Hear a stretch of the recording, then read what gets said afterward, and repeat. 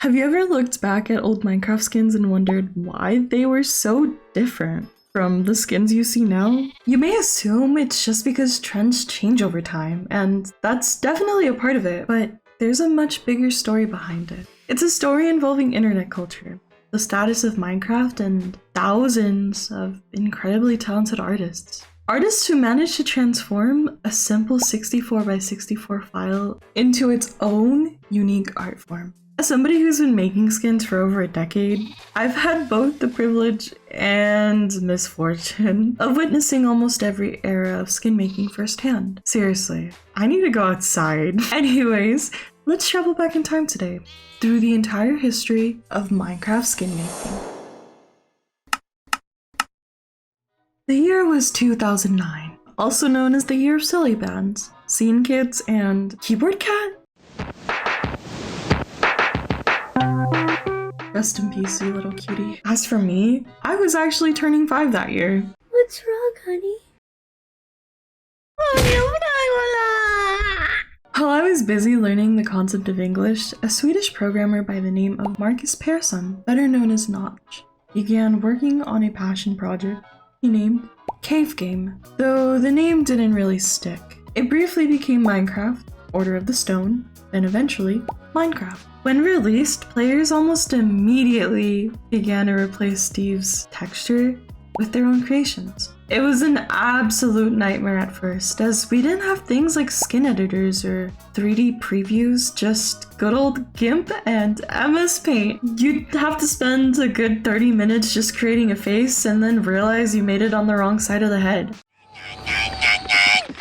Despite it, people were determined and created skins I'd like to call the first wave. Creepers, skeletons, Mario, chefs, knights. There wasn't really a style just yet. It was a time before rules and techniques, just people experimenting and wearing what they liked. Not many people dove deep into skin creation, but that was all about to change.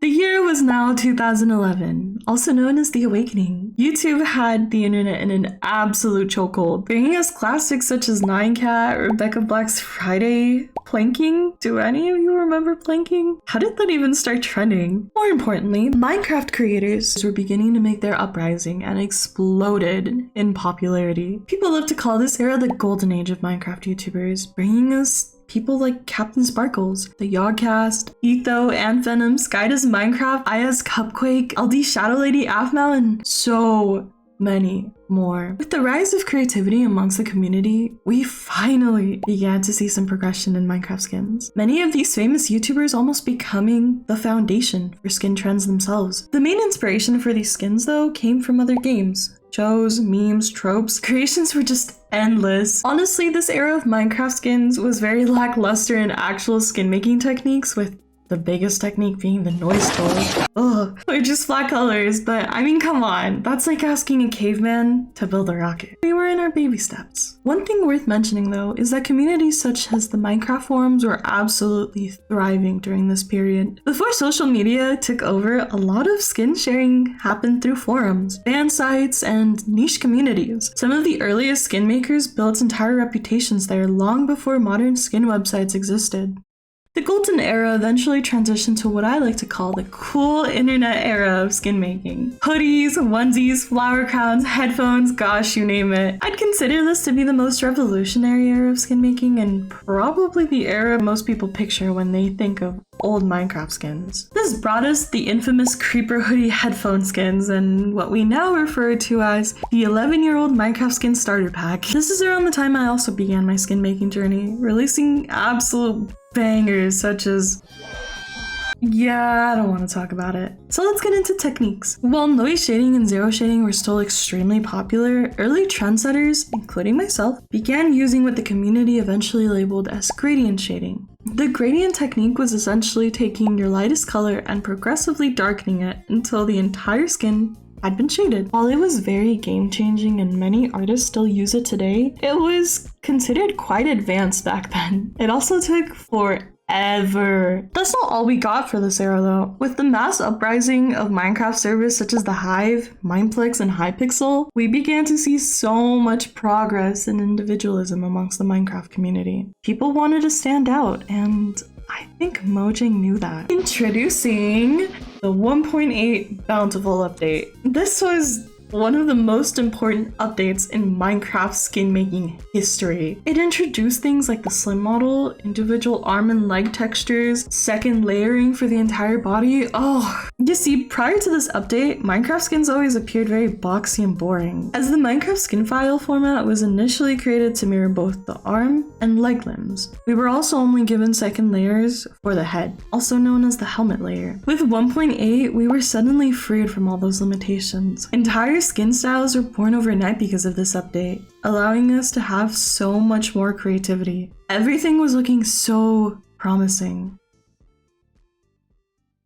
With the introduction of name changing in 2015, a website by the name of NameMC officially opened, providing the ability to search username history and skin history. Now, if you're an old subscriber of this channel, that name may ring a bell, but we'll get into that later. Before NameMC though, skin sharing was dominated by websites like Skindex and Planet Minecraft. There were plenty of others over the years, but those were the two giants. Skindex was the favorite for many skin artists because it was exclusively focused on Minecraft skins. Planet Minecraft, however, became something much bigger and influential: the Renaissance. The Renaissance can best be described as the era where skin makers became skin artists. People began experimenting with Minecraft skin making in ways that weren't imaginable before, creating masterpieces like these. This was also around the time Minecraft implemented transparent second layers, though it wasn't as popular of an update. The most popularized method of this era is what I deem art shading, a term often used to refer to skins shaded with color theory, intentional lighting, and unique artistic shading. All of the most popular skin artists of this time had their own style, but the most influential one was undoubtedly Oblivion on Planet Minecraft. Many of you may not know the significance of Oblivion. Even artists as old as me might not fully realize it, but they completely changed what it meant to create Minecraft skins. Soon after came artists such as Ambience, now known as Juno, and Fel. These artists were the pillars of the Renaissance, teaching an entire generation of skin makers how to think like artists. People began studying light shading, hue shifting, rendering, composition, color theory. This was arguably my favorite era of skin making, as it challenged me creatively in ways I never even experienced before. Just how Minecraft did for its players. I'm not going to lie and say I was really good. I definitely had a long way to go, but I was finally enjoying myself and found skin making much more rewarding creatively. Remember that small little website I mentioned? Well, it kinda influenced this next era of skin making. The year is now 2018, and things such as Supreme, Gucci, flex culture, and many other questionable trends were infecting the internet. Only wear diamonds is mine it. Hopping at the car to mine it. Smash on your oars is mine it. With Planet Minecraft now wearing the crown for artistic excellence, many casual skin makers didn't really bother uploading on there. Introducing NameMC, the star of the casual era. Now, for those of you who've never heard of NameMC, it's essentially a website that logs all your cosmetic changes, whether it be your username, your Minecraft caves, your Minecraft skin. Unlike traditional skin websites, you didn't necessarily need an account to become a part of the site, and that changed everything.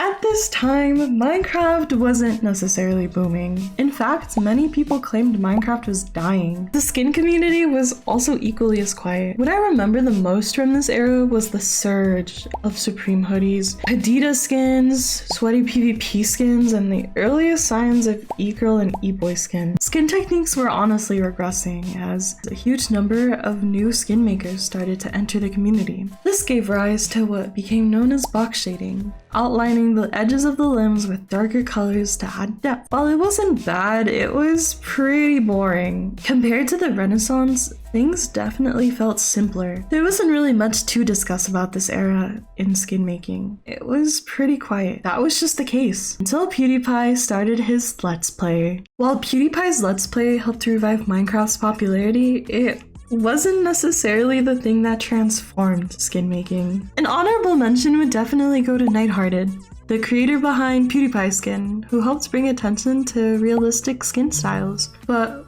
what truly changed skin making happened on March 13th, 2020.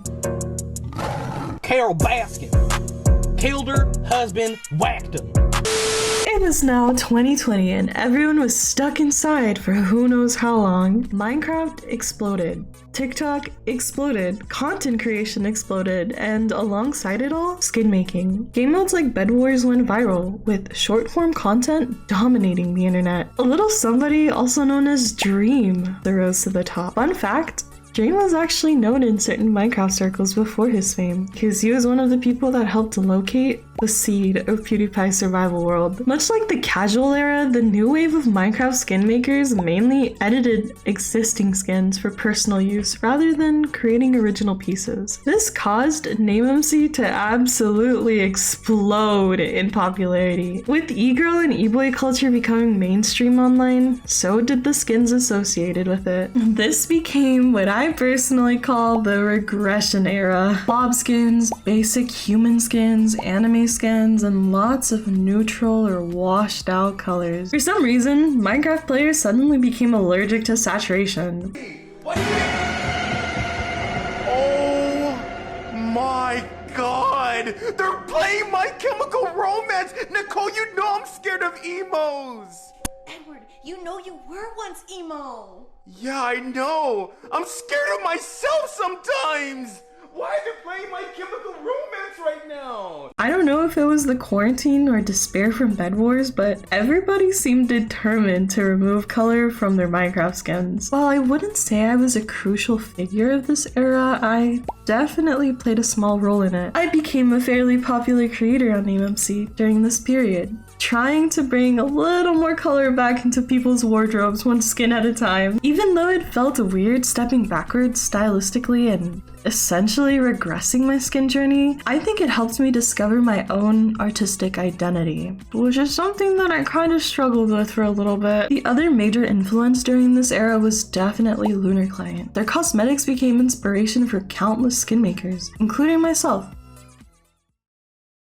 And that brings us to today. Currently, I wouldn't say we're living through a single defined era of skin making. We're kind of living through all of them. You can find golden era skins, cool era skins, Renaissance era skins, PvP skins, anime skins, realistic skins, NameMC skins, everything. Unlike most art forms, old Minecraft skin styles never truly died. They just became another option in the sea of many Minecraft skins. The skin community is now spread all across YouTube, Planet Minecraft, NameMC, Discord, TikTok, Reddit, Twitter, and countless other corners of the internet. Everyone has their own style, preferences, and inspiration. The rise of skin artistry has absolutely returned, which makes me incredibly happy as someone who finally learned color theory. It only took me about 13 years. There's a lot of hope for the future of Minecraft skin making, and if the last 17 years have taught us anything, it's that all it takes is one person with a unique idea to influence the community forever. So whether you're still rocking a creeper hoodie from 2013, an e-boy skin from 2020, or some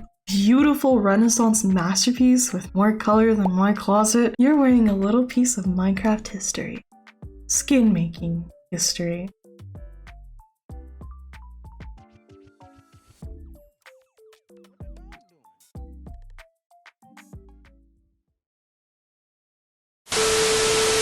Second layering for the entire body. Oh, dude, why do I sound like that stupid puffer fish?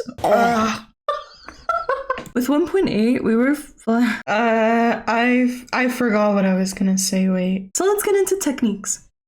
Technique! Guys, I have been editing this video for like 5 days straight now. It says that I have accumulated like over 16 hours of video editing. They can't stop! Whether you're wearing something with more color than my closet